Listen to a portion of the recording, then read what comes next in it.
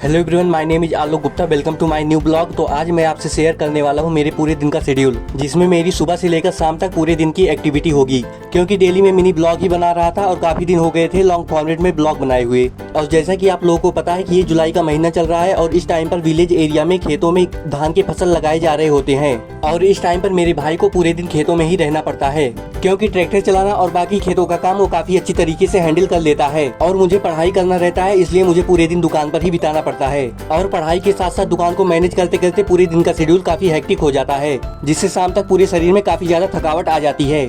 और मैं सुबह सुबह लगभग 6 बजे सोकर उठ जाता हूँ। और क्योंकि सुबह सुबह वातावरण का टेम्परेचर काफी ठंडा होता है और मौसम में काफी फ्रेश हवाएं भी रहती हैं, इसलिए मैं सुबह सुबह अपने घर के पीछे बगीचे में या अपने आम के बगीचे में टहलने के लिए चला जाता हूँ। क्योंकि मेरे पास आज उतना टाइम नहीं होता, इसलिए मैं अपने आम के बगीचे में टहलने के लिए नहीं जा पाता हूँ। और अपने आम के बगीचे में न जाने के बजाय अपने घर के पीछे वाले बगीचे में टहलने के लिए चला जाता हूँ, जहाँ पर तरह तरह के पेड़ पौधे और सब्जियाँ लगाई गई होती हैं। ये जुलाई का महीना चल रहा है, लेकिन फिर भी इस टाइम पर बारिश एकदम ना के बराबर ही हो पाती है, जिसके कारण छोटे पौधे लगभग सूखने के कगार पर आ जाते हैं। और मैं लगभग 15 से 20 मिनट ताजी और फ्रेश हवा में टहलने के बाद घर वापस आ जाता हूँ। घर वापस आने के बाद मैं डेली की तरह फ्रेश होता हूँ और चाय नाश्ता करता हूँ।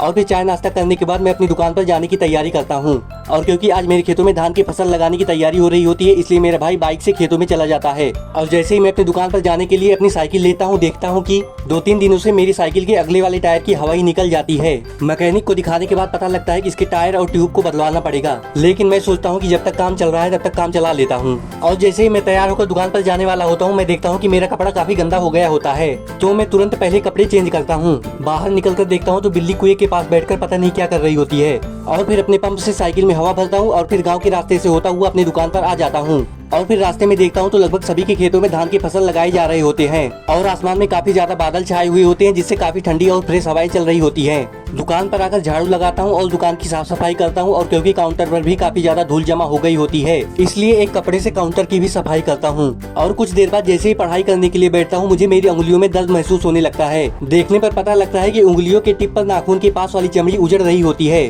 जो कि विटामिन बी कॉम्प्लेक्स और आयरन की कमी से होती है। तो फिर मैं नेल कटर की मदद से उस चमड़ी को कट करके निकाल देता हूँ। नेल कटर की मदद से चमड़ी को कट करने के बाद भी हल्का हल्का पेन फील हो रहा था, लेकिन मैं जैसे तैसे उस दर्द को सह करके अपनी पढ़ाई कंटिन्यू करने जा रहा था। इतने में मेरा एक दोस्त आ जाता है और उसका most favourite game free fire होता है। और वो मुझे भी काफी ज्यादा फोर्स करता है फ्री फायर खेलने के लिए, लेकिन मैं मना कर देता हूँ। उसके काफी ज्यादा कहने के बाद मैं थोड़ी देर उसके साथ फ्री फायर खेलता हूँ, क्योंकि ज्यादा देर खेलने पर इसकी काफी बुरी लत लग जाती है और मुझे इसे खेलने का इतना ज्यादा एक्सपीरियंस भी नहीं होता है। ये सब करने के बाद लगभग 8:30 बज जाते हैं और मैं अपनी स्टडी को कंटिन्यू करता हूँ, जिसमें मैं सबसे पहले अपने टेस्ट का शेड्यूल देखता हूँ, क्योंकि मुझे उसी के हिसाब से ही पढ़ाई करनी होती है। और टेस्ट का शेड्यूल देखने पर पता लगता है कि 13 जुलाई को 2 टेस्ट इंक्लूड किया गया होता है, जिसमें से एक टेस्ट न्यूलाइट का होता है और एक टेस्ट पीडब्ल्यू का होता है, जिसमें मैं न्यूलाइट के टेस्ट को फर्स्ट नंबर पर रखता हूं और पीडब्ल्यू के टेस्ट को सेकंड नंबर पर रखता हूं। न्यूलाइट के टेस्ट को प्रायोरिटी देने का मेन कारण ये है कि इसमें मेन चैप्टर्स इंक्लूड किए गए हैं। और पीडब्ल्यू के टेस्ट में अगर केमिस्ट्री और बायो को छोड़ दिया जाए तो फिजिक्स के चैप्टर में अभी कुछ उतने खास चैप्टर्स शामिल नहीं हुए हैं। पीडब्ल्यू के टेस्ट में अगर देखा जाए तो अभी फिजिक्स के सिलेबस में बेसिक मैथ, वेक्टर और यूनिट और मेजरमेंट वाले चैप्टर्स को शामिल किया गया है। और केमिस्ट्री के सिलेबस में सॉल्यूशन, रेडॉक्स और some basic concept of chemistry वाले चैप्टर को शामिल किया गया है। और बायो के सिलेबस में tissue, breathing and living world को भी शामिल किया गया है। और वहीं न्यूलाइट के टेस्ट में फिजिक्स के सिलेबस में पूरा काइनेमेटिक्स को शामिल किया गया है। और केमिस्ट्री के सिलेबस में some basic concept of chemistry को शामिल किया गया है। और बायो में पूरा मार्फोलॉजी शामिल है। मैं इन दोनों को कंपेयर नहीं कर रहा हूँ, मुझे सबसे पहले न्यूलाइट का ही टेस्ट देने का मन है, इसलिए मैं सबसे पहले न्यूलाइट का टेस्ट दे रहा हूँ और उसके 2 या 3 दिन बाद फिजिक्स वाला का टेस्ट दूंगा। और न्यूलाइट के टेस्ट के शेड्यूल के हिसाब से मैं सबसे पहले फिजिक्स का रिवीजन करता हूँ, जिसमें पूरी काइनेमेटिक्स शामिल है।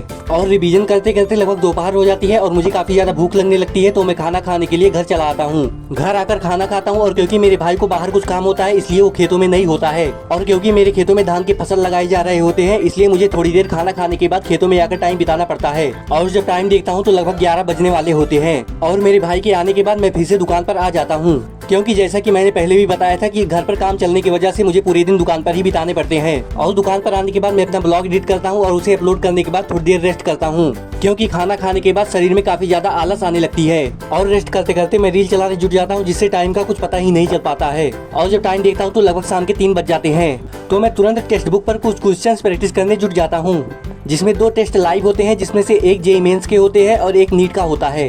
और मैं सबसे पहले नीट की केमिस्ट्री को सॉल्व करता हूँ, जिसमें टोटल 5 क्वेश्चन होते हैं, लेकिन मैं आधे से ज्यादा कॉन्सेप्ट को भूल गया होता हूँ, क्योंकि इनके टेस्ट में क्वेश्चंस रेंडमली किसी भी चैप्टर से उठा लिए जाते हैं। और एग्जाम के बाद मैंने अभी एक बार भी फुल सिलेबस नहीं रिवाइज किया है, जिसमें से मैं 2 या 3 क्वेश्चन तुक्का मार देता हूँ और बाद में जब रिजल्ट देखता हूँ तो मैं खुद ही सरप्राइज हो जाता हूँ। और उसके बाद जेईई मेंस के टेस्ट को भी सॉल्व करता हूँ, जिसमें लगभग रिजल्ट सेम रहता है। और इसके बाद मेरे पूरे दिन का शेड्यूल लगभग खत्म हो जाता है। Thank you for watching.